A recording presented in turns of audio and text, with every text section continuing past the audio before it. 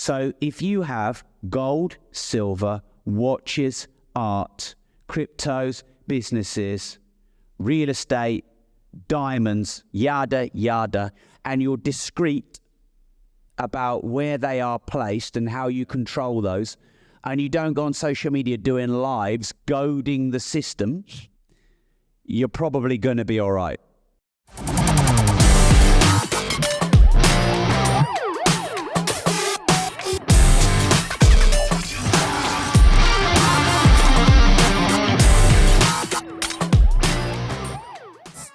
Good to see you. All right, welcome to another episode of Live Talk. I am so excited today because it's been 2 years that Rob Moore, who's in front of me right now, said, Jesse, I'm going to come see you. And he's here right now. You know, we've done, I think, 2 podcasts. We've done a couple lives. It's been a long time. You didn't even know I moved to Marbella. You didn't even know my office was here. You didn't even know I had an agency here. No, I was here and you just messaged me out of the blue going, bro, you're in Marbella. Why are we meeting up? I'm like, yeah, Luke mentioned it. And I'm what? Yeah. And you didn't even know. No. So, but again, I'm so happy you're here. Very good to see you. You don't really need an introduction. I mean, we've done for the people listening as well, we've done a couple lives, we've done a couple podcasts, and the last one was 2 years ago.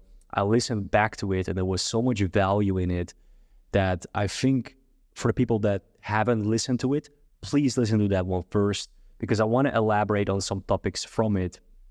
And back then it was the Clubhouse time, which is also the time that we met. And I want to ask you, how have you been and how are you now? Yeah, good. So the last 3 years has been an absolute whirlwind.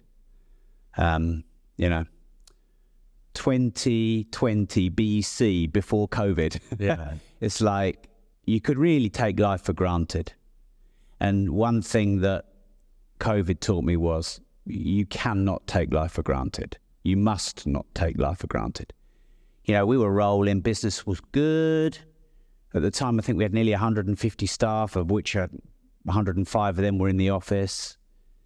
And little did we know that our entire world was going to be shaken upside down, that we were going to have to go and hide in the kitchen with a laptop with everyone's name and say, right, we've got to fire them, we've got to fire them, we've got to fire them. Yeah, but they've got a family. They've just had a baby. They've just got a mortgage. No, we need to let them go. We need to let them go. And it was an insane time. And a mentor of mine, Dr. John DeMartini, he believes that wisdom is in simultaneously seeing the equal upsides and downsides in any situation. And when that kicked off, it was very difficult to see any upsides. You know, we were being locked away. I really felt like we were being fed propaganda. I really did, like early on. I mean, you know, the first few weeks, fair play, you know, you never know, do you? But it became pretty apparent that this was not right. And I was angry. And, you know, make someone angry and caged, and that's not a good recipe. And, you know, my ability to trade and run a business was made illegal and taken away from me. And I was shouting and screaming then that this is going to last 10 years. And if you think we're out of this, and if you think that you're not going to be paying for this for the next 10 years, you need to wake up. But we navigated that. We turned the business around. Business is brilliant now. We're on for between 22 and 25 million in sales in our training business. Our real estate portfolio, we had 2 developments, probably 210 tenants. I have the stats actually in front of me here. So I remember 2 years ago, it was 990 properties, 140 developments you were involved in. So it would be 990 tenants. And 140 units we were developing. Wow. Yeah. And, you know, back when we talked, that would have been up in the air. Yeah. Because, you know, if the government said, right, you got to down tools, you're not allowed to build, we'd still have to pay our bank back hundreds of thousands of pounds a month, wouldn't we? They're not going to go, have a holiday, don't worry about it. But thankfully, we were able to build through. We developed those. They're all done. And, yeah, now I'm here in Marbella. I had someone challenged me to a fight online, and I trained for 6 months, and I fought someone 20 kilos heavier than me, and it was a great experience. And I'm here now just, taking a bit of a breather, setting my next challenge. I'm writing my book at the moment, Money Matrix. So, there's a lot can happen in 2 years. I don't even know where to start. Yeah. Let's start at the fight. So you finished the fight? Yeah. So I've never fought before. Yeah. And someone on a podcast called me out for a fight. He said, you reckon you can challenge me for a fight? Let's do this. And at the time, he was about 118 kilos and I was 88. So, I'm giving away a lot. That's 5-6 weight divisions in boxing. It's not the done thing. But I was like, you know what? If you're not careful, life can get comfortable. And if you're not careful, you can wake up and you're like, shit, I'm 50. Where did the last 30 years go? And so I've always felt it really important to disrupt your own life. Otherwise, someone's going to disrupt it for you. So I thought, you know what, fuck it, let's do this. I was a bit naive, if I'm honest. He negotiated really well. He got all the chips in his favor. He got no head guard, 12-ounce gloves, small ring, 3 rounds. He got everything he wanted like a spoiled child. I just wanted to get it done. And I got in the ring with him and I banged. Everyone thought I'd just sort of jab away and run away from him for 3 rounds. But no, I went toe to toe with a tank. And look, it was really close, really close. There was a very suspect lockdown, which meant I lost the first round 10-8. It wasn't really. But they have to be safe in white collar, I get it. And I lost on points. But the only thing I lost was the fight. Everything else, the reputation, we raised 250 grand for charity. We filled a venue with 1,750 people. We entertained the fuck out of them. Everyone loved it. So, I won in every area, but I lost in the fight. Wow. No regrets, man. No, I mean, that's beautiful, man. So that's quite popular now, right? People challenging each other, and yeah, look at Elon Musk and Mark Zuckerberg. Yeah, that's happening now as well. Yeah, it's like if there's any beef, right, let's just fight. Yeah. I mean, obviously this was popularized by the Paul brothers, and it's never been done in our industry. You could say, oh, everyone's doing it, but not everyone's doing it. But no one in our property investing industry had ever done anything like this. And my opponent made a good adversary. He's like the panto villain. He played really good, the villain. He's great at the shit talk. Yeah. He came out and he was trolling and he was goading me. And when we were fighting, he was, talking to me. And he's, oh, you got bitch and all this. And it actually made for a really good show. Life's short and it's too short to hate people. And, everyone was like, is the beef real? Yeah, the beef was real. But, we hugged, we shook hands, we raised £250,000. And maybe we'll do it again sometime. But next time we do it on my terms. We do it long rounds, my way. Like I fought someone 5 weight divisions above me, and apparently that's stupid. Apparently that gave him a big advantage. But yeah, a lot can happen. I love it, man. So after like Clubhouse, like you were remember when we were on there, we had a lot of conversations like off Clubhouse where you asked me a lot about the crypto and the NFTs that you were starting. Did you continue that? Did you actually end up doing that? Yeah, so I launched my own series of NFTs. I made 26 NFTs only, and they were anywhere from £9,000 to £25,000.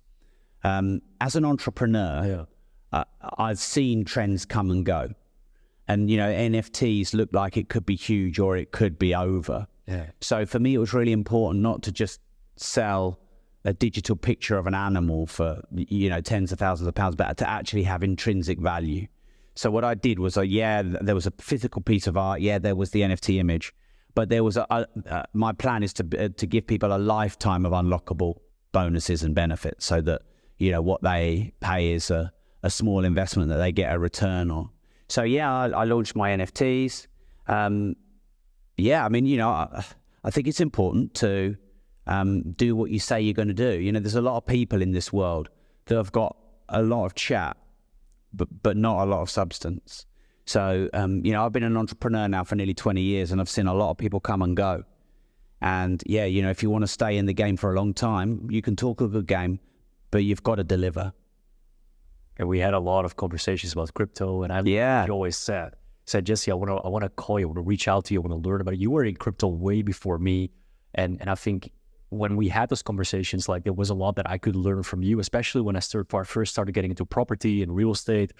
I learned a lot from you. You were disruptive in the UK as like nobody else. And then we had these conversations, and you asked me like about crypto, and you even said like I could have 10x my net worth if I would have gone into Bitcoin, if I would have gone into this earlier. Yeah. And you understood very clearly like, hey, we need to humble ourselves and really understand that when there's people in our circle that are adapting early in certain projects or crypto or investments, that we need to sit back and listen and see what we can take from that. And I really love that you always did that. As somebody who's already like had made his millions and still like sit down and listen.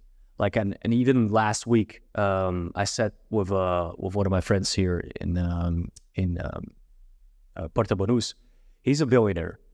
And when I always sit with him, I listen, and I'm truly inspired by the lessons that he has been given and now is giving to me. And I think that's always a very important approach that I always admired in you. And you always explained that even in our previous podcast, listening to it before, you said, "No, I gotta sit and listen." And you've been in this crypto game before. Have you actually, and this is my question to you, implemented some of the things we talked about? Have you allocated some of your fiat currency into cryptocurrencies?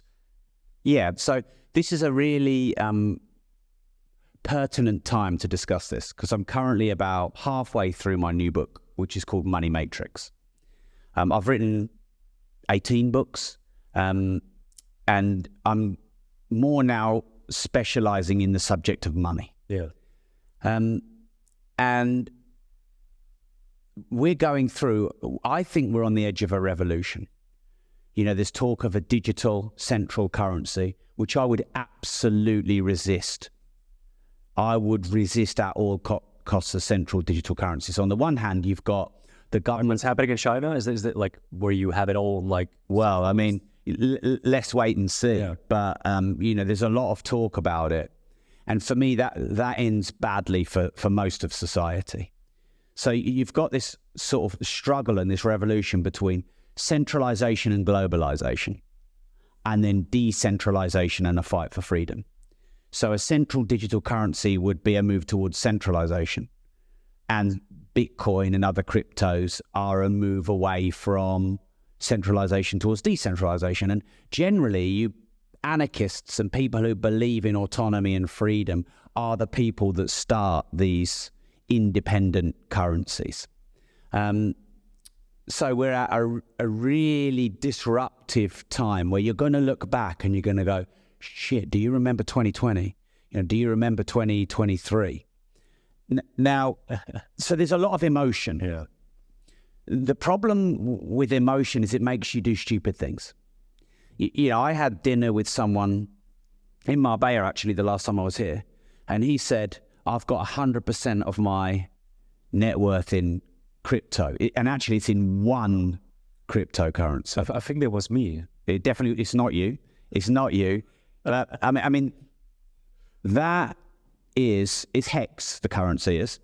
Yeah? Oh, yes. Yeah. And honestly, I know what you're talking about. That's fucking kamikaze to do that. It is kamikaze to have all of your wealth in one platform, one bank, one asset. What if you had all your wealth in FTX and then bang, Sam Bankman-Fried goes and, you know, spends it all? So I think that if you want to be successful, you've got to know what you know and know what you don't know in a very self-honest way. Because a lot of people, they're either too humble, i.e. they think they know nothing when they actually do know something, or they're too arrogant when they think they know more than they do. And if you can be self-honest and go, do you know what? I'm good at that. I'm not good at that. It's okay. You know, I'm not arrogant by saying I'm good at that. Yeah. And, you know, I'm not useless by saying I'm shit at that. So, you know, I know much more about traditional assets. I'm older. I'm 44. I know much more about traditional assets than I do these new disruptive assets.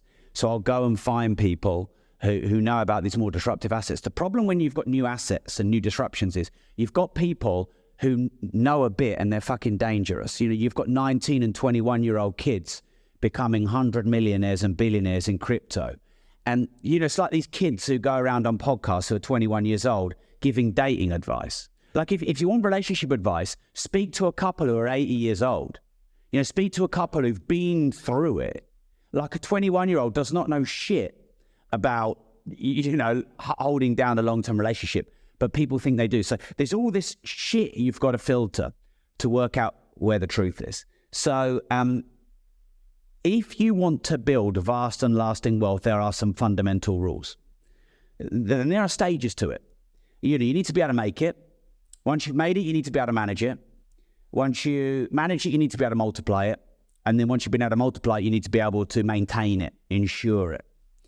So making it is getting into new business models, new asset classes, of which, you know, Bitcoin, Ethereum, Hex, NFTs, you know, all of these is one of them. But that's only one stage, because anyone can make $1 million and lose $1 million. So since all these new cryptos came about, I did invest a bit more into Bitcoin. And I did diversify into, let's say, about 3 other cryptos, Ethereum, Hex, and then a couple of more speculative, what you might call shy coins. But understood that at my stage in life and my risk threshold, it should never really be more than 5%. And, you know, you can only go big in a volatile asset class if you are young and you have time to recover from financial losses. So, you know, something else I've learned. So, you know, my investing strategy is quite simple. It's buy, hold, die. And I've never really regretted missing opportunity, because there's always new opportunity. But the one thing I've nearly always regretted is selling. You know, so I bought in at Bitcoin at 5,000. I think I sold at 15,000. I actually sold a lot of my Bitcoin in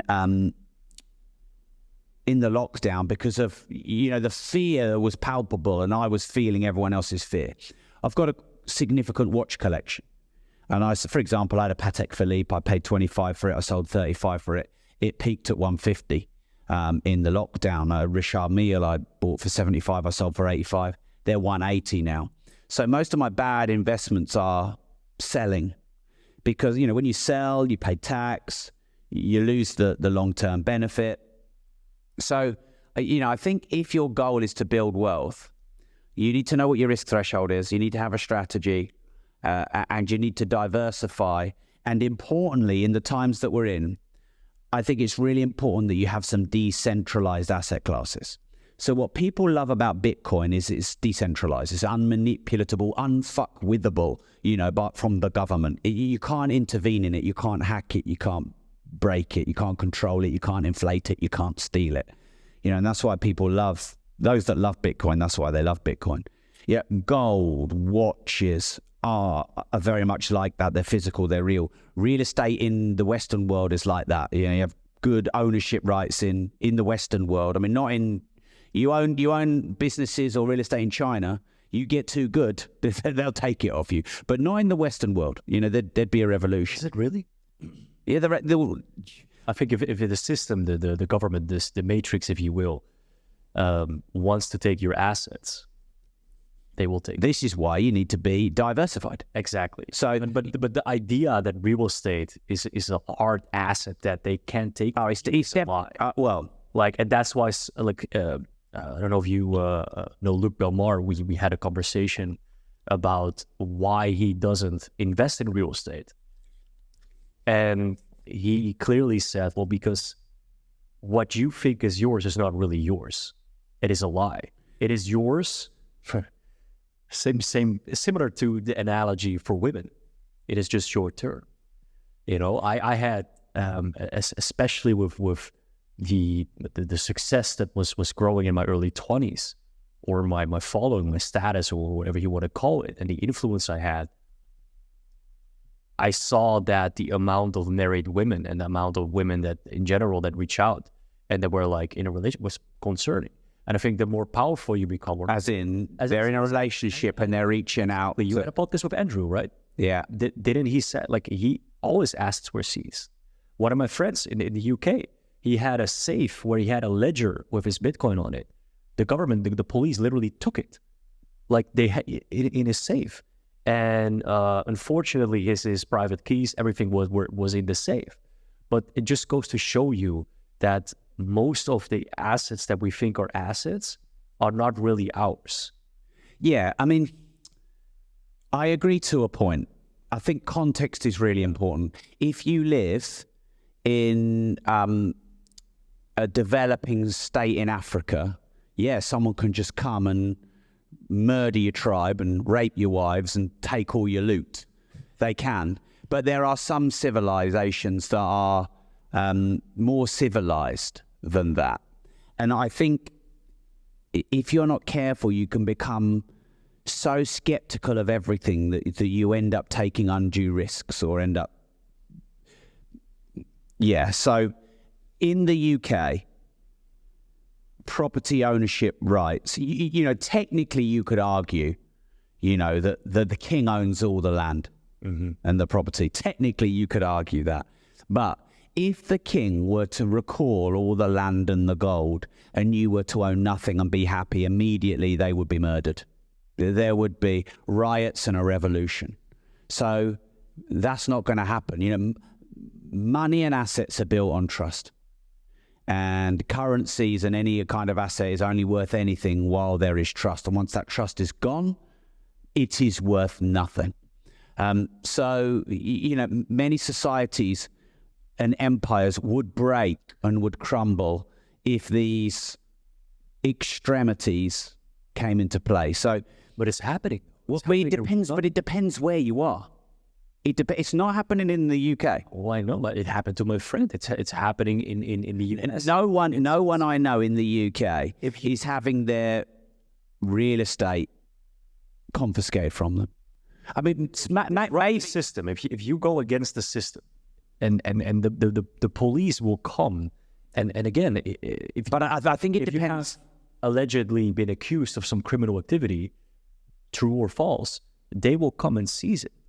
Yeah, I mean, yes, in extreme cases. Andrew Tate, Nigel Farage, people who are publicising paedophile rings or whatever. You know, if you are that well known and become that powerful, these things do happen. They're not uncommon. But there's a way to build wealth and not expose yourself to that risk. And I believe that is decentralization, which means you spread your wealth across as many assets as you can, and ideally, most of which you control. So in some ways, we're coming to the same discussion point. Yeah. So if you have gold, silver, watches, art, cryptos, businesses, real estate, diamonds, yada, yada, and you're discreet about where they are placed and how you control those, and you don't go on social media doing lives, goading the system, you're probably going to be all right. Yeah. You know, because these people, you know, who are essentially attacked or confiscated of their wealth, I believe they've probably had some warnings. You know, if you think about, imagine you're Andrew Tate and you figured out how to go viral on social media, which is to make very controversial statements and polarize people. I imagine you do that and you get warned. I mean, he got banned. Well, there you go. You know, the shadow bannings, the cancelling. You know, there's probably an email that comes somewhere. There's probably a you're getting too big, motherfucker. You need to shut up. Yeah. And it's very difficult, I believe, how do you know where the line is until you've crossed it?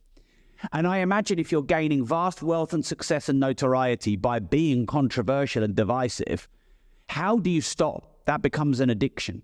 Well, you know where the line is when you are wrongfully imprisoned, if he is wrongfully imprisoned. So, you know, look, it depends on your goals, but there are ways to ensure and protect your wealth.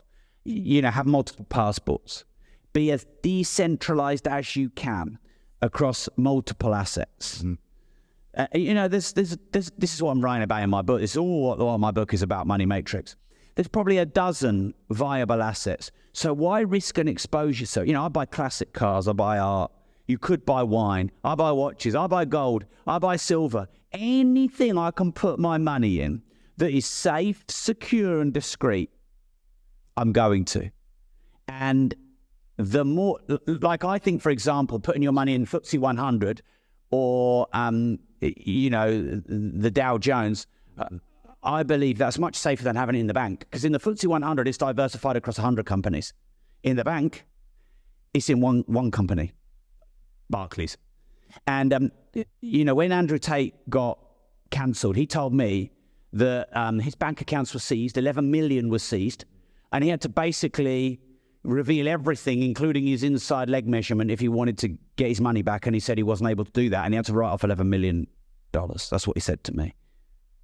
But if he had $1 million in 11 bank accounts, or if he had, $1 million in a bank account, but $10 million in other asset classes, he wouldn't have been as exposed. I understand that. However, I also want to, because you talked about, you're going to get a warning. You're gonna get warned, whether it's through banning on social media, whether it's they're gonna come to you and they're gonna be like, hey, you're getting too big. You need to shut up. Get in line, boy. Right? I think when we talk about disrupting, I think we talk a lot about money. And you were very focused on it, especially now with the book that you're writing, which is amazing. But also, don't we have, and we talked in the last podcast, we talked about purpose. Is our purpose generational wealth? Or creating generational wealth? To me, it's a lot bigger than that. And I think what is beautiful about Andrew Tate and others that are speaking about the system as it is and what it's doing to us, to young men that are disenfranchised, I think that is so much bigger than just generating money and then shutting up when the government tells you. I think that we have to stay close to God, I think, number one.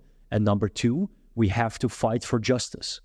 That's how I got in touch with Andrew and Tristan before they got arrested, was when we were actually in a group chat with Joe Exotic's team to get him out of prison.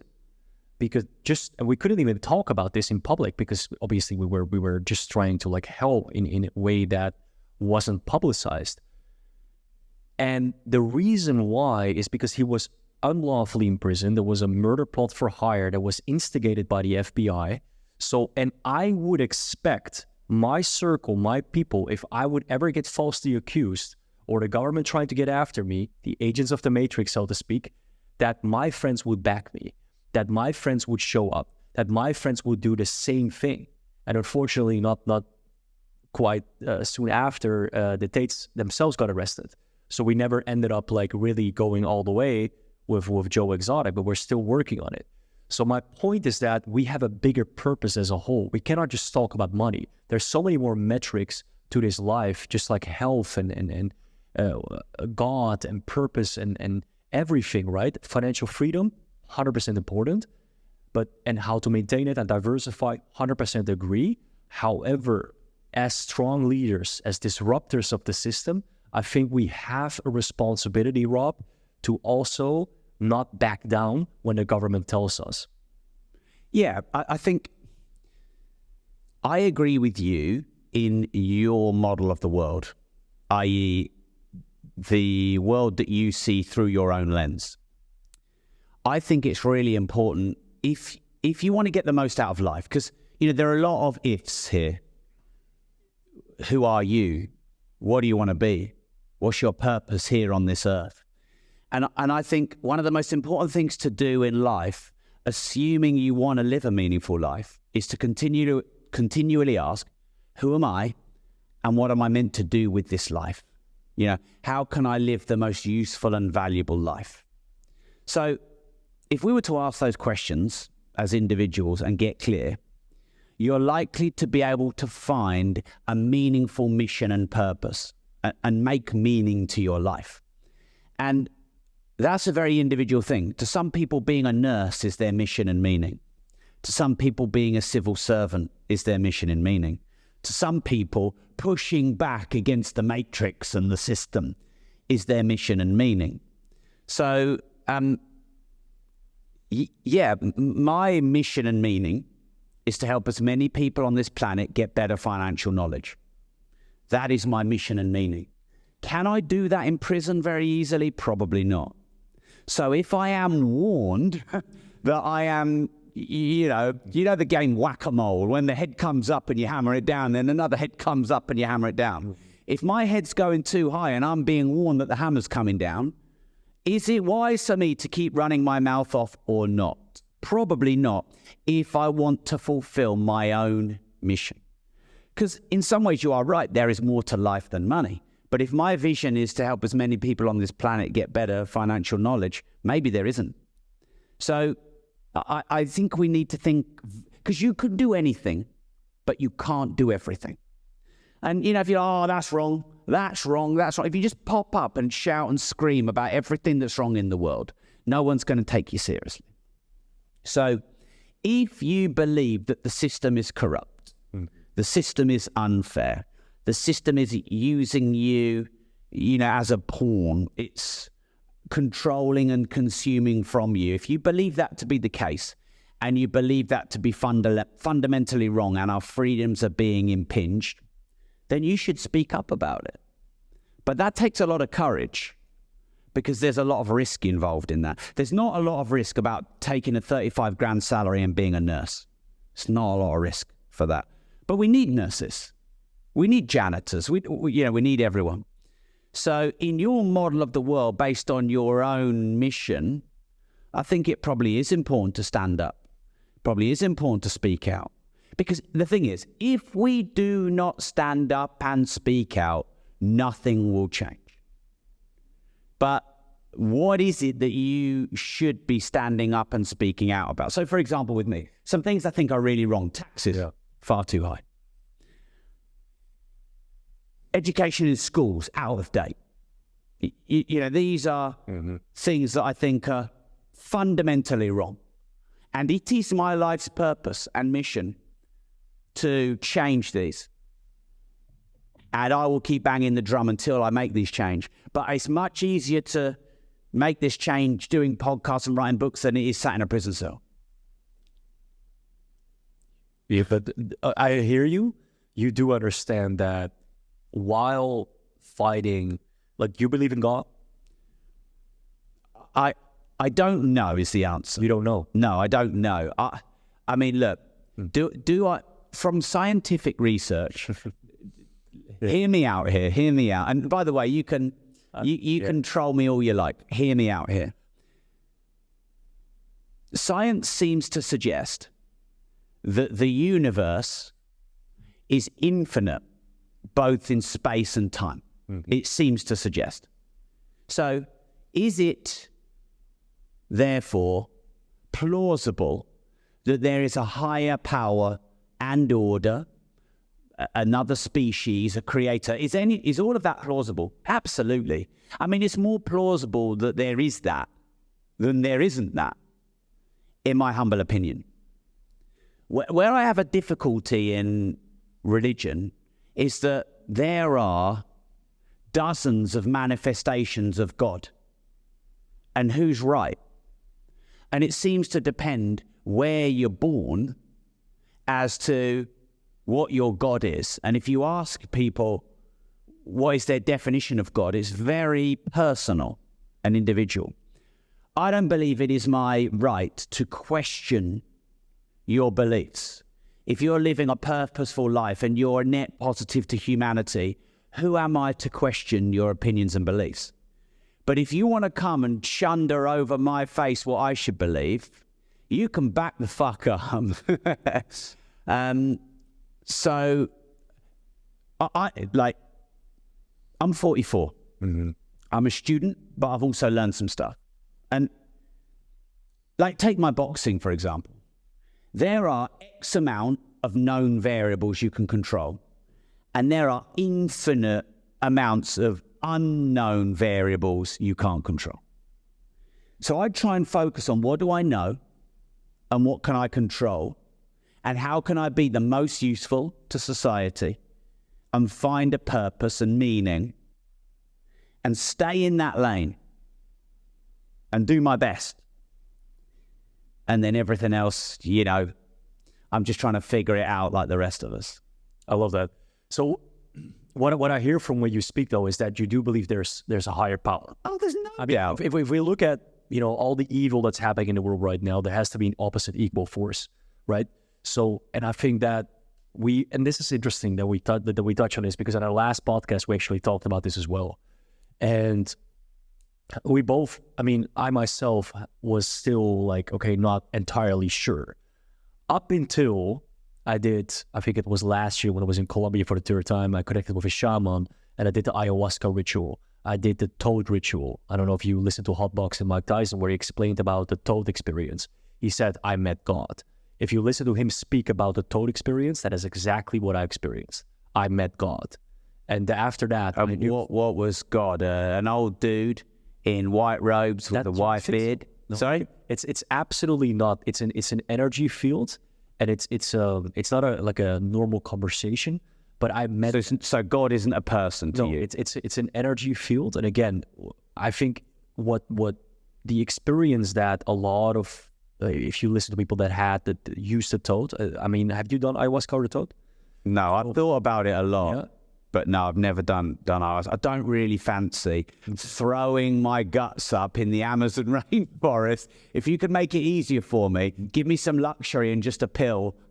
So this is exactly where we come back to the topic, because yes, money, financial freedom, I understand that is your main purpose to that's my mission. Your mission. Yeah. However, isn't it great to be have 75% of everything? I want to elevate my subconscious. I want to elevate my conscious. I want to get closer to God. I want to find God. I want to find myself. I want to elevate and be the best in every single spectrum of life, which means financially, physically, emotionally, spiritually. I don't want to just have one spectrum. And Tate as well talked about this, in the podcast, where some people think, just because Bill Gates is Bill Gates and he did Microsoft, he has money, he is high value. I did a podcast with Sadia Sagalachi. She described amazingly, because everybody talks about high value. She really laid down all everything that's high value to her, and high value woman, high value man, which means different things for everybody, of course. But generally speaking, you can be amazing at one thing and really suck at one thing. I think when you have money and you're fat, there's no reason why you should be fat. You can spend money on a personal trainer to go to the gym. You can work on your physical body. You can try to find God. You can try to understand how to tap into your subconscious through meditation. At least try to be a better human being, whether that's for God or whether it's for your personal reasons. But I truly believe if you want to make the world better, and if you want to educate people, even when there's some finances, I do believe that we need to look at different spectrums than just one or two. Yeah, again, this boils back to understanding what your purpose and mission in life is. So I to a certain degree agree with that, but I go back to the same thing. You can do anything, but you can't do everything. So if you try and, I've mentored hundreds of thousands of people on building wealth. And I want multiple streams of income. So I'm doing Amazon and e-commerce, and I'm a doctor and I'm a dentist and I'm doing a YouTube and a podcast. That is the quickest way to go broke, because you cannot juggle that many things. You are a human. You are not, a superhero. So when you have clarity on your mission, vision, and direction, then you can work out what's the best way to get there. So for example, if you want to build wealth, it's good to live long. So you can, and the great thing about wealth that people don't understand, money doesn't buy you happiness. No, but because people think the best things in life are free. No, they're not. The best things in life are fucking expensive. The best things in life are not free. The best things cost a lot of money. You want to travel the world? You want freedom to say no when this country wants to lock you down, but Dubai aren't? That costs a lot of money. So ultimate freedom and the ability to say no or fuck you is expensive. So, this is what I want to teach people, because people get money all wrong. They don't understand it. So does having good, vital energy help me in my mission? Yes. So I'm going to focus on and I'm doing that. As I get older, it gets harder for me to maintain muscle and avoid having tits, basically. So I'm in good shape, my friend. Yeah, I'm doing all right. How are you doing? I've got a bit of a dad bod, but I'm doing all right. Yeah. So I am using my time, my knowledge, and my money to invest in my health. So that's number one. Is having really good knowledge going to help me in my mission? Yes. So I might read more. So depending on, you see, money, it makes a great servant but a terrible master. So whatever it is that's most important to you, money is an amplifier and an enabler of that. All this shit chat you've got around at the moment about what is a high value man and what is a high value woman. People seem to agree a high value man is someone who's got their finances in order, their health and fitness in order, and their mindset in order. That seems to be pretty common. They're three good things to have in order. But just because someone is fat doesn't mean they're useless. All it means is they haven't got the knowledge or the focus or the importance on health. It just means that they've got the focus and importance elsewhere. By the same token, you've got Warren Buffett, who's got a meaningful mission. He's 92 years old, and he just eats burgers and drinks Coke all his life. Does he really? Yeah. McDonald's every day, drinks Coke. He's one of the main shareholders in Coke. Or is that what the media and the system wants? Well, look, that is a good point. Do you really know that the information that you're being fed is true? That is a fair point. And, maybe, we should probably all do our own research and fact check. Because, about stem cell transplantations, like a lot of the wealthy do that. Now it's being talked about a little bit more. Tony Robbins, a lot of other people, there's a lot of research about it. And this is another thing, when you have the money, you can invest in those things. Yeah. You can elevate your health but again, it is accessible, just like money is accessible for everything, for everybody. Health as well. You can genuinely, you can get your ass to the gym. You can get into movement. You can get into shape. You can be a better human being, right? When I got out of the military, I was an absolute asshole. I didn't know how to communicate properly in normal society. I had to really reevaluate how to properly communicate. Started studying psychology. I was going in a whole different direction, trying to be part of the system, trying to educate myself through the traditional system, only to realize that after graduating in psychology, this was not the path that was laid out for me, right? So then, that whole entrepreneurial journey really took off.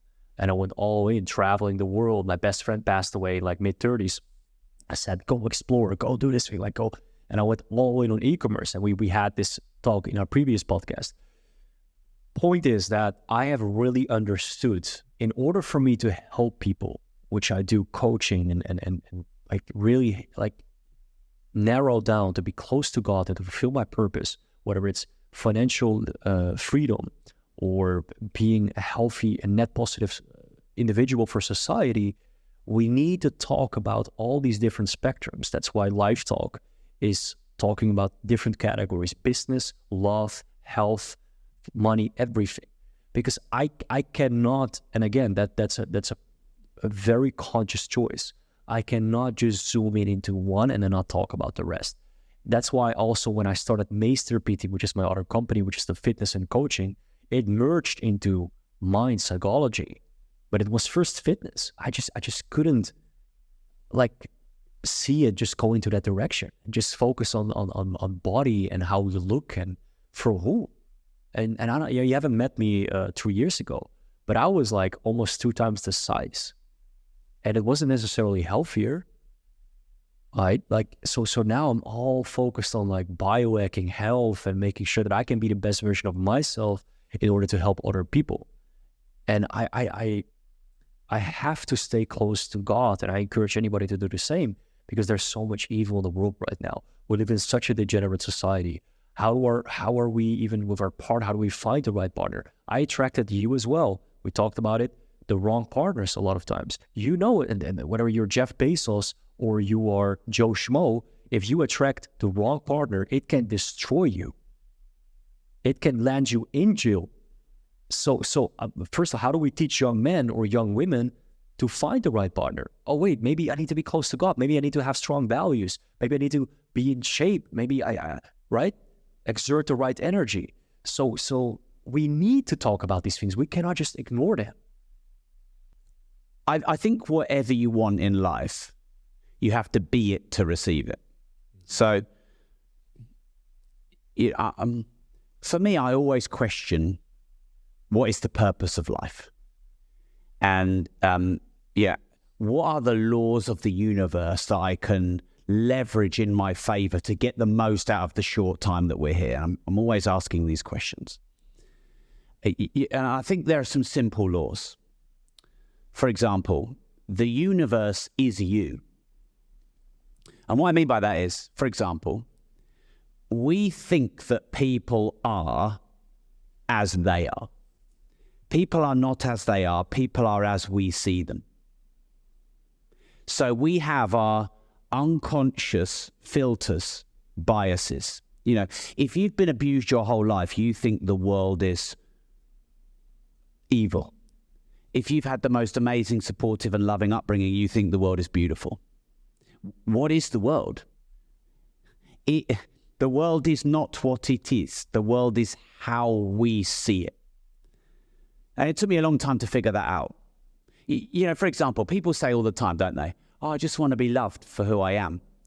But if you don't know who you are, how can you be loved for who you are? Oh, I'm just going from shit relationship to shit relationship. All I ever seem to get with is psychos. Well, have you ever looked in the mirror and looked at the common denominator in all these psychos? Exactly. Yeah, because I went through this. I said to my mum, Mum, why am I getting all these psychos? She said, what's the common denominator? That's me. So, you know, this rhetoric out there right now, which I think is really useful, is that you are responsible. And then when we blame and complain and justify everything, what we do, we attract what we are. So instead of, you know, trying to chase women, what about you be someone that women want? You know, instead of, you know, hoping and praying and trying to find good partners, what about building a meaningful business and being a useful human that has value? And I think in this instant fix social media society, we're not going through the full process. You know, diamonds are formed under pressure. And so if you want a better life and you want more things, whatever that is, you have to be it to see it. And if you want to attract it, know that the universe is a mirror. It reflects back not what it is, but what you are. That for me has been a great life lesson. You had quite tumultuous relationships as well. I love what you said, and I really want to tap into that because a lot of people listening struggle with that. I did a poll recently, and a lot of the feedback that we got back was, how do I find that partner that is supportive, that can help me in who I am and elevate? Because it can literally do both things. You can have a partner, just like it happened to you, just like it happened to me, that can genuinely keep you down. I'm not going to mention names. I've been in a relationship where I absolutely loved her to death. It was like, really? And I was living, I would completely pause my businesses.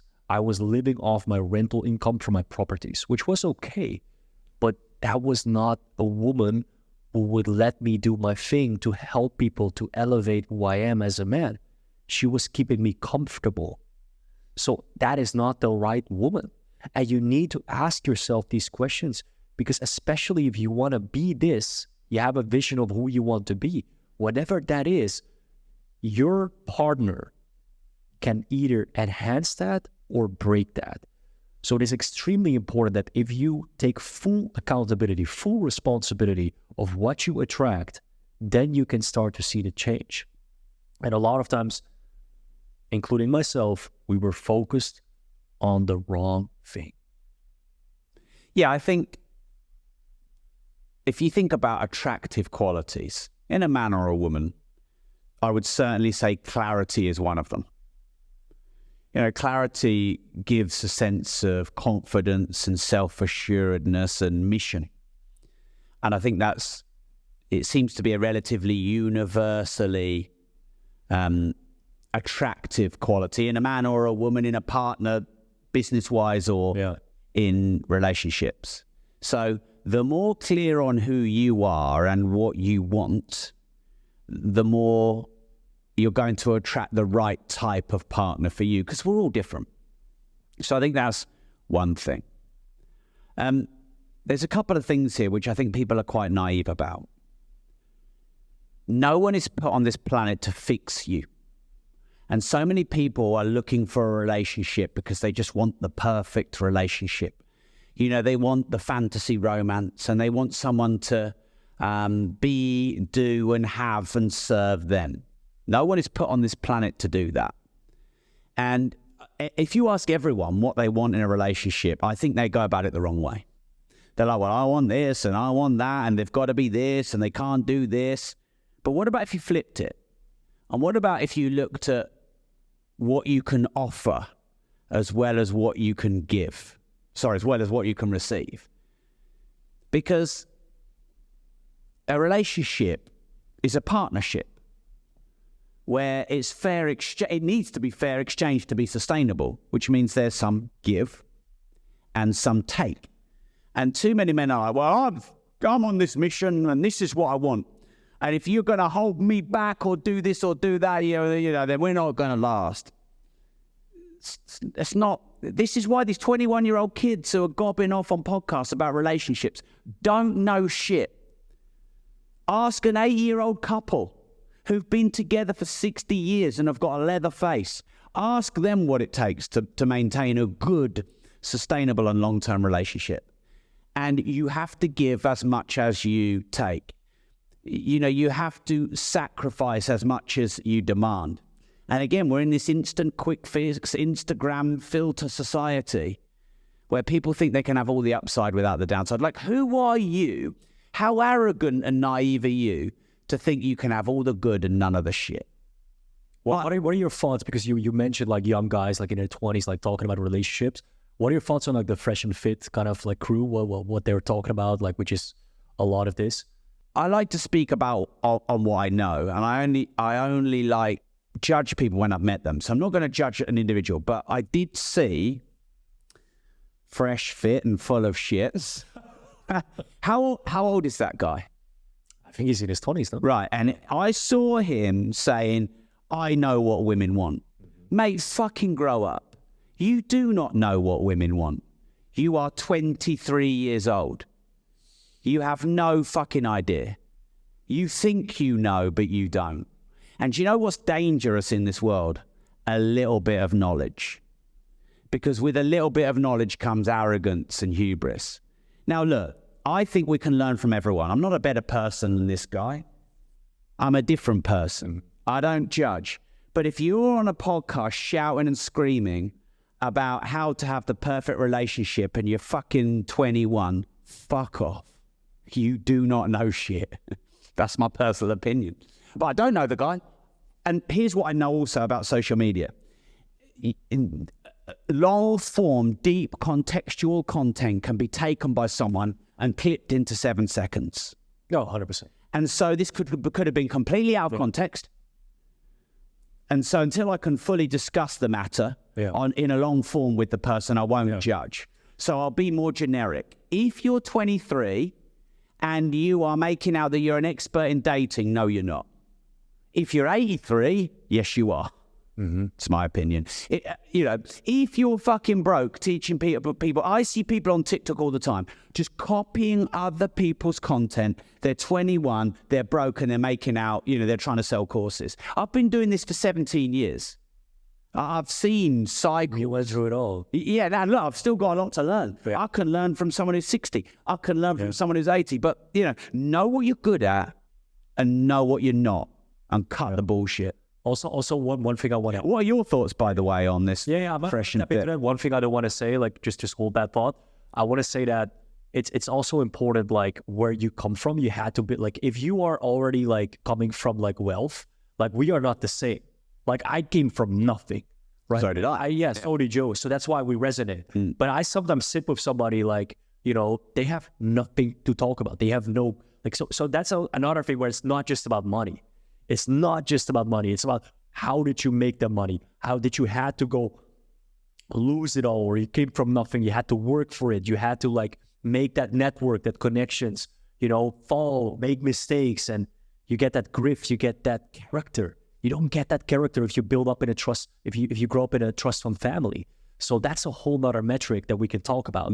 Coming back to the Fresh and Fit, in their defense, I have great respect for the fact that they have an open conversation with these OnlyFans models, and they actually talk about the degeneracy of it, and that a lot of these women, they talk about I deserve the high value man, this, that, and they're really red pill, right? They're like, hey, wait, you talk about all this you want, but you're out there on social media completely naked. Do you think that a high value man would want to settle down with you? I think that's a good question to ask. I think it's really good to have this open conversation. I mean, what is a high value man? Is that not? Well, that just sounds like arrogance to me. Like anyone who calls himself a high value man. Well, that's what these women say, right? So they come on that podcast. They say, I want a man that makes more money than me. I want a man that's high value. I want a man because that's everybody talks about. But again, they're going about it from what they can get rather than what they can give. Are they in their 20s? Are they maybe inexperienced? I agree with that. I hear you. However, I do like when people always have an open conversation with each other. And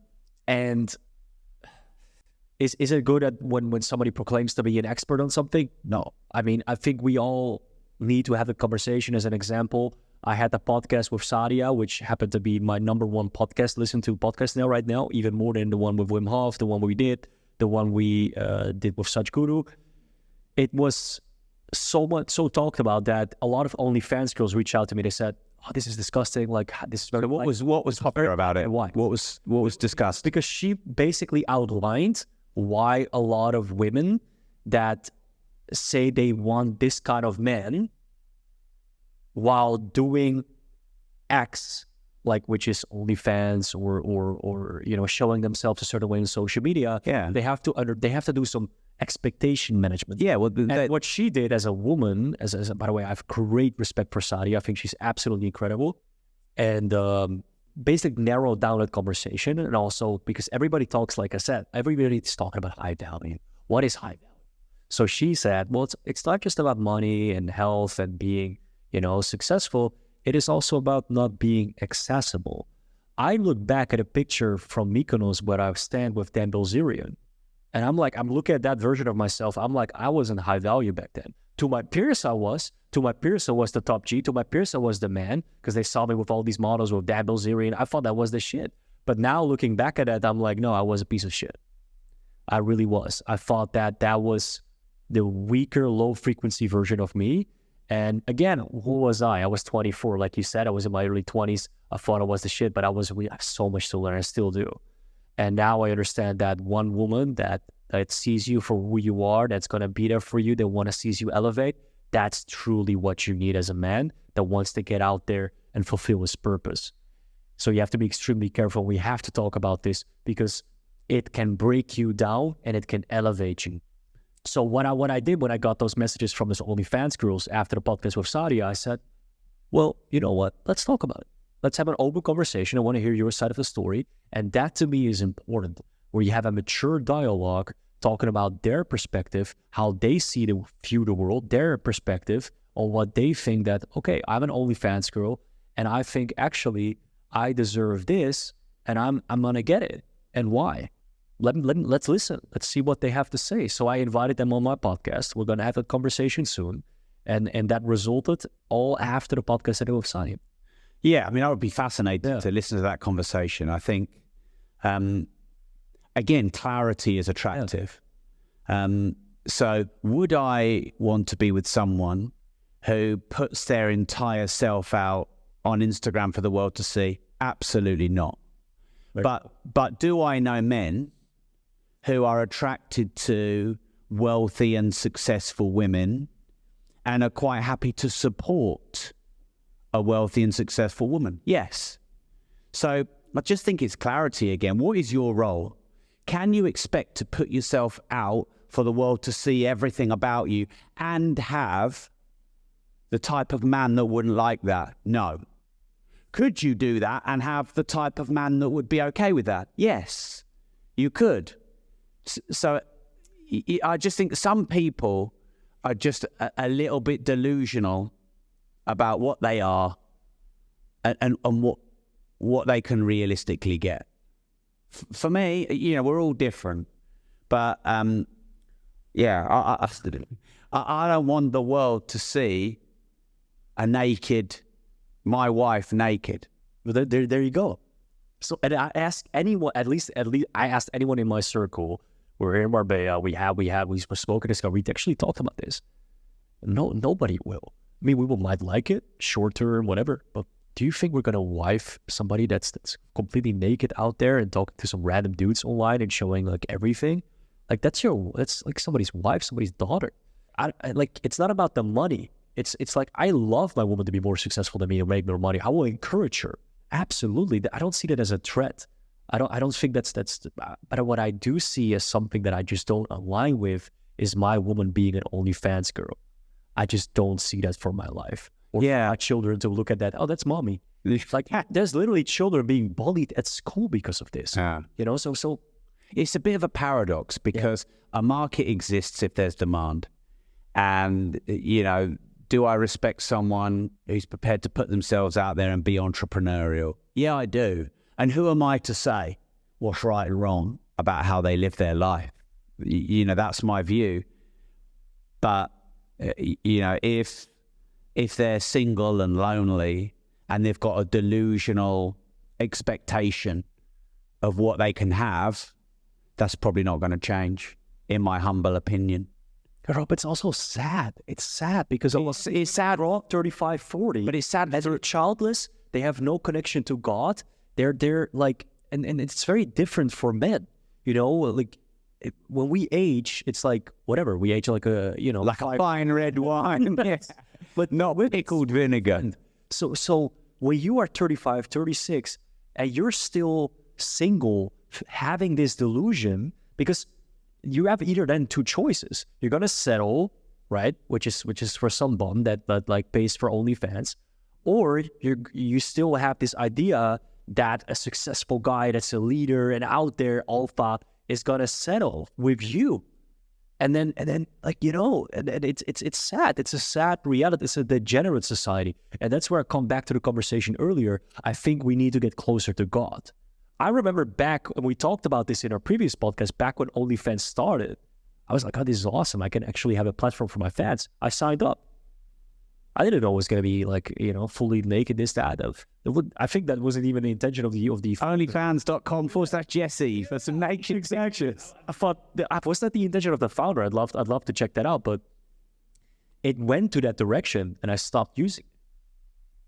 Because I just didn't, the same as I don't want my wife to see me like that. So it's just. Let me ask you a question then on topic but slight segue. What do you think of this proliferation of, men having hoes in different area codes, and a man can have 10 women? That's a really good question. I think if the woman consensually agrees, if the woman that you're with says, hey, I like that you are on your path, on your mission, and you have, especially like according to the Quran, I did Ramadan for the first time this year. I've read a lot about it. So you've converted to Islam? No, I have not. I'm a Christian. Right. I, however, strongly am reading and understanding more and more about Islam, and I want to understand the full spectrum of it so I can find my truth. Yeah. Sorry, carry on. Sorry to interrupt. So, understanding that spectrum of religion and being a good man, and you take care of them, or how it's also written, written in the Quran, I think that's great. You can have multiple women. However, if we want to play, if we want to use women without them knowing, I think it's wrong. I think it's morally and ethically wrong. And then we have to ask ourselves, okay, am I fulfilling some insecure desires? What am I fulfilling here? Right? And then we go back to purpose. So it's really about context here. For me personally, if you ask me direct, what do you want? The 24-year-old version of me would say, I would love to have multiple women, which I had back then. Right now, I'm a one woman. Yeah, I imagine quite a vacuous, empty life if you've got all the women you could want visually, but no one to deeply connect with. That to me feels like a very scary existence. How about yourself? And I know you have a very supportive wife who lets you do your thing. Yeah, I mean, I'm 44 and I've been with my wife 17 years. Wow. So I'm not 21 and I've fucked 3 women and I think I'm an expert. But at the same time, I believe I have so much more to learn about relationships. I'm far more comfortable talking about money. But I'll go there because you asked me. Yes. I think we have a fantasy delusion about what relationships are. And I think whether it's the man or the woman, we have the fantasy. The woman might want the dream white wedding, and the man that takes care for her, like the hero in Cinderella or whatever, the Prince Charming. Yeah. And, if you hold on to that fantasy, you're going to be a very unhappy spinster. And conversely, I want a woman who'll do this, that, and the other, and let me do this, that, and the other, and, shut up and clean and, blah, blah, blah, whatever. I'm not going to go too far into this, but, and meaningful relationships are like a business. They take constant work. And there's a honeymoon period for sure, which is amazing, and you have to enjoy it while it lasts because it doesn't last. And then there are challenges and difficulties.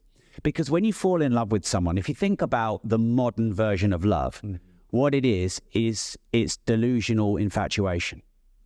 We have all, I'm assuming, infatuated over someone. Wow, look at this amazing human. They are amazing. They are beautiful. But they slurp their tea. They fart. They have they have annoying tendencies. They have this set of downsides, which they're not. Some people hide their downsides, like narcissists. But other people don't really necessarily hide their downsides. You just can't see them because you're blinded by the beauty. And so to maintain a long-term relationship is for me, again, 17 years into a long journey, let's see.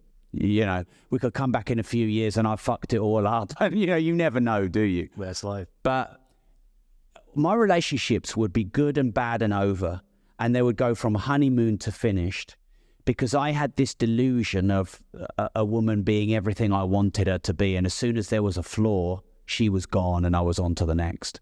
And in a way, I would sort of commoditize women, which is why this, the Dan Bilzerian life isn't all it's cracked up to be. Because all you do, when you've got when you eat food in a buffet, you can waste the food because there's a fucking abundance of it. Whereas if you eat very expensive fine food, you don't waste it. And so if you have this abundance of vacuous but volume-based relationships, all it does is feed your emptiness. That's my experience. But we have this delusion of what a relationship should be like. We have a honeymoon period, and then we're like, oh, fuck. She does this, she does that, she's messy, she's unorganized, blah, blah, blah, blah, blah, blah. And she's got to discover all your downsides as well, which you've been hiding.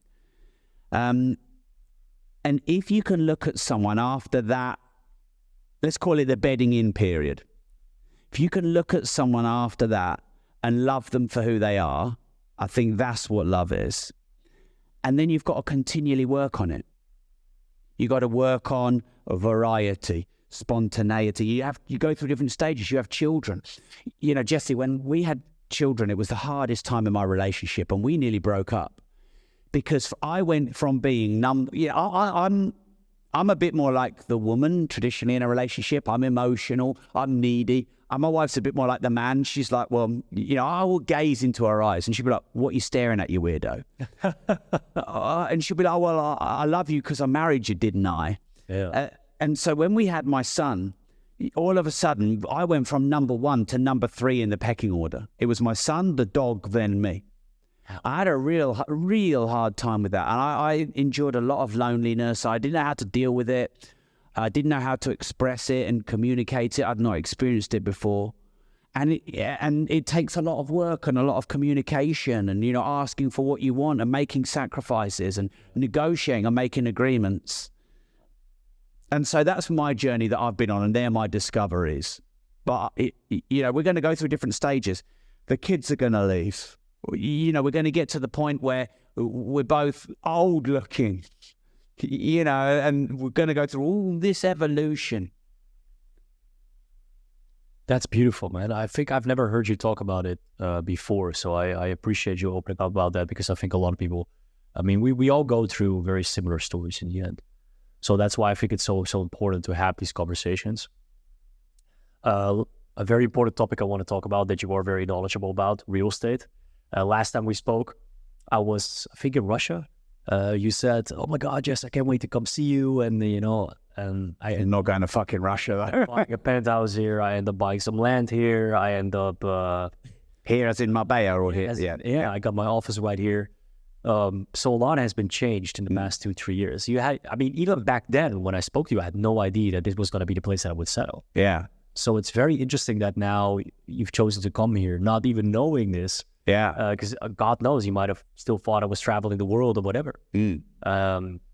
But tell me about, like, why have you chosen Marbella to visit? Because it wasn't because of me. Maybe it was. You haven't told me. I'm not that much of a stalker. Is that? Hey, who cares? Just follow Jesse around the world. I'm sure plenty of women do, but yeah. So is it because I know you're invested in real estate, you're diversified? Is it you tell me? So the reason I'm in Marbella this time is because my wife was absolutely desperate for a holiday, because obviously with lockdown it was difficult to travel. But I know Luke here. I know some guys from the War Room here. Luke was setting up a studio. Yeah, for me, I think a great life is to be able to merge your passion and your profession. Like, what sort of life is it to work 8, 10, 12 hours a day, doing something you hate, earning someone else money, and then what you get, you give half of it to the government, hoping to have some kind of free time and money, only to get to the end of your life realizing you've got no time and money. You know, what kind of life is that? For me, that's no kind of life.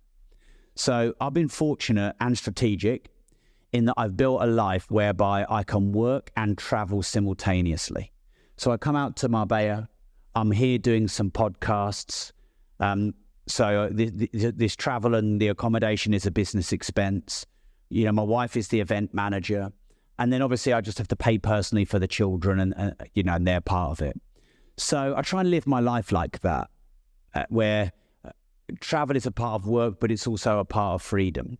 And that was actually a negotiable with my wife, because I don't think relationships are going to last when one person has all the power. I just don't think it's going to last. And my wife loves holidays. Like, who doesn't? Well, I don't. I don't like holidays. I am white and ginger and British. I could have been a Scottish king, but I'm definitely not made for the sun. I don't like the sun. I don't like the beach. I'm scared of the sea. I'm like not good. So it's pretty much when, like, as I got older and I was dating, I just realized the best way is to just lay your cards on the table. I used to just pretend to be whatever the girl wanted, so I could get her. But now I'm like, well, look, this is me. I love this, I hate this. And I pretty much straight up second date said to my wife, I hate holidays. Is this a problem? And she's like, yeah, this is a problem. So we negotiated it whereby if we could travel the world and we could, you know, experience life, as long as she allowed me to be able to do some work. So I'm here in Marbella and I'm writing my book. And we're, you know, I'm doing, this is I think my third podcast while I've been out here. Yeah. So I used to go to Cayman every year and we used to run mentoring out there.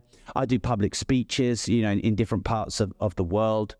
So that's one of the reasons I'm out in Marbella specifically. And And, there's so much, as you know, as a sort of, in a way, a previous digital nomad, there's so much of the world to see. But it's a taxable write-off. If you've got a family, you can, my friend Grant Cardone, he homeschools his kids and they all jump in the jet and they travel the world with him. And I think that's a great way to race. Yeah. Far better that than seeing your dad for 3 hours a week.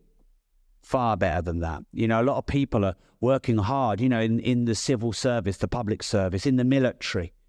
And they're working so fucking hard, and yet they don't get to see their family and their relationships break up. That's no kind of life I want to live.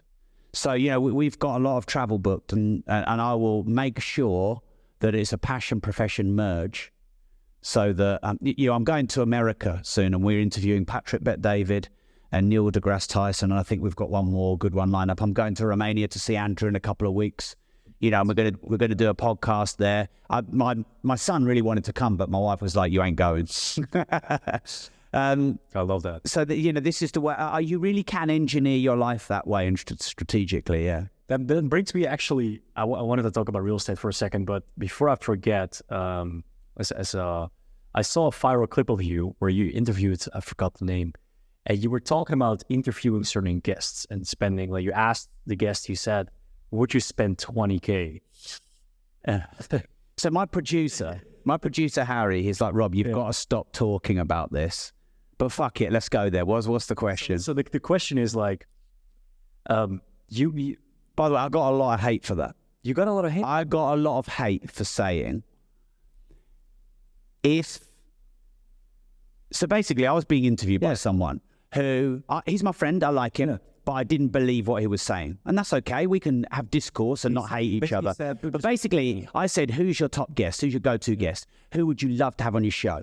And he said either Conor McGregor or Joe Rogan. And I said, as an entrepreneur, would you pay 20 grand to have them? And he's like, no way, I'd only want to do it if it was free. And I said, bullshit. I said, what kind of entrepreneur are you? Like, would I pay Joe Rogan 50 grand to have him on my show? It's fucking done. Joe, if you're listening, I've got 50 on the table. Let's go. Why? Plus a big box of chocolate. Plus a box of chocolates. Why? Because life is short and meeting cool people is amazing. And I'm an entrepreneur and I'm a commercial guy and I want to get the most out of life and I love meeting amazing people. Now, would I love to interview Joe Rogan for free? Yeah.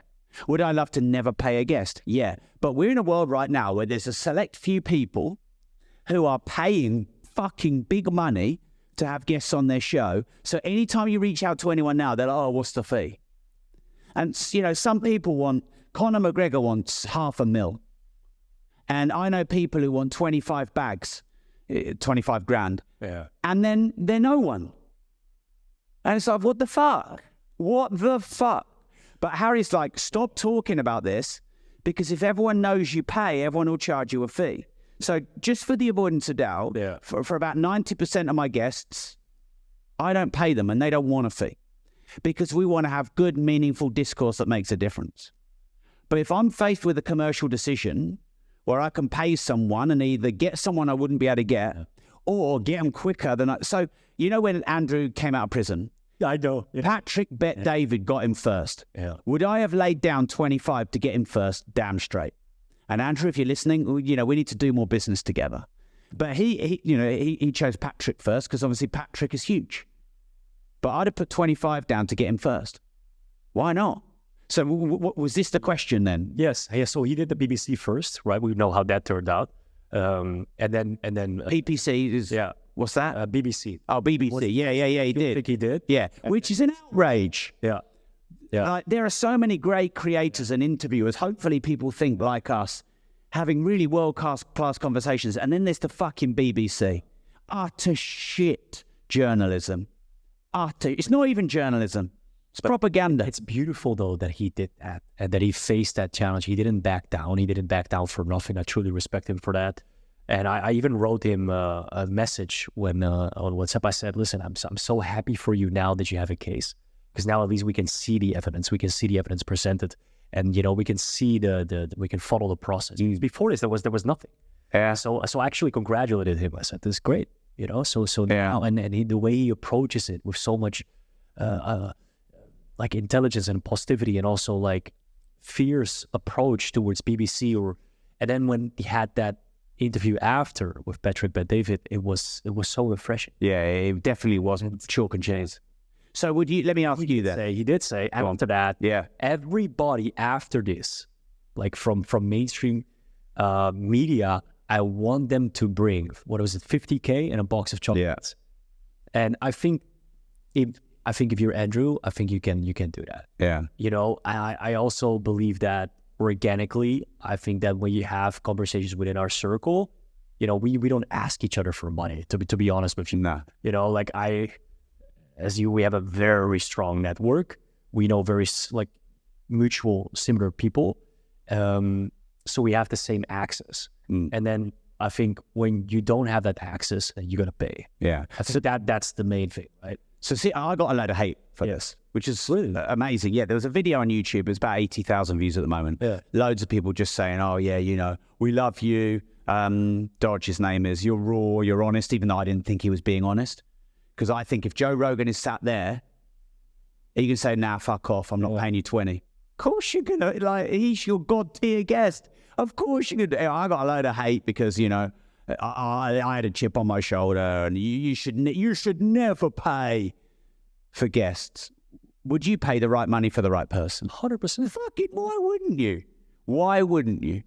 It's a commercial decision. Yeah. It's an opening of doors. If you might be able to pay one person, and then that might open the door to a whole network of people you could never reach. Yeah.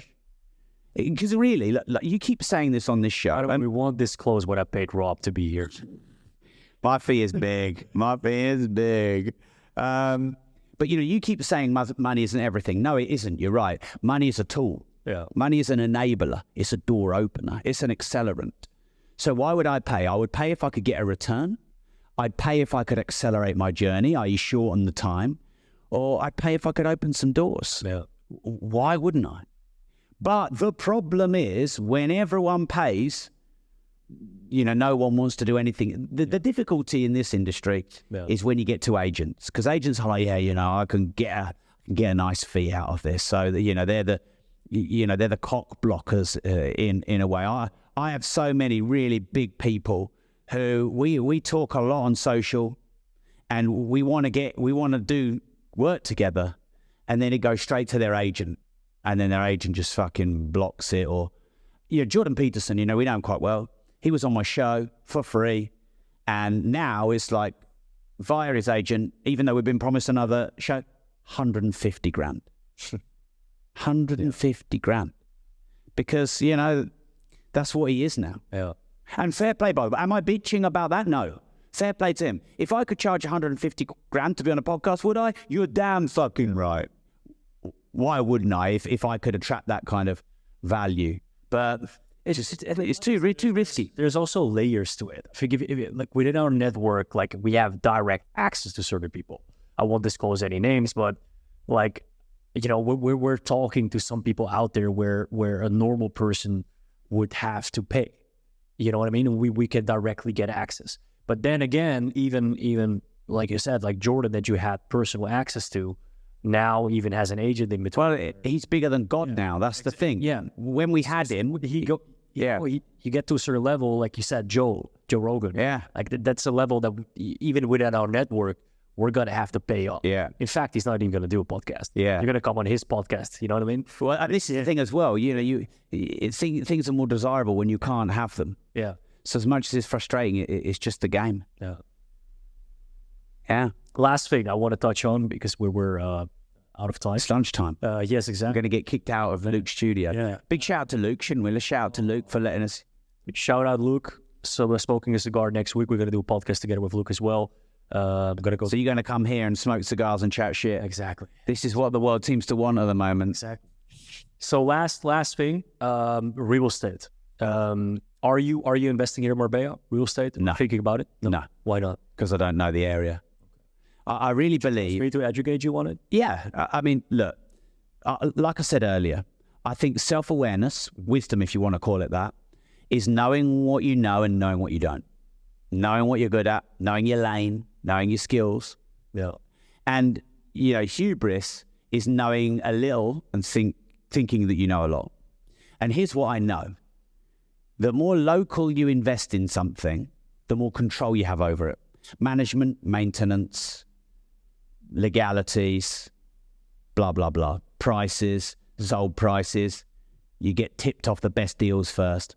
And we've spent 17 years building that in Peterborough, which is just outside London, whereby now there's essentially 3 big players in Peterborough who are buying up all the big real estate, and we're one of them.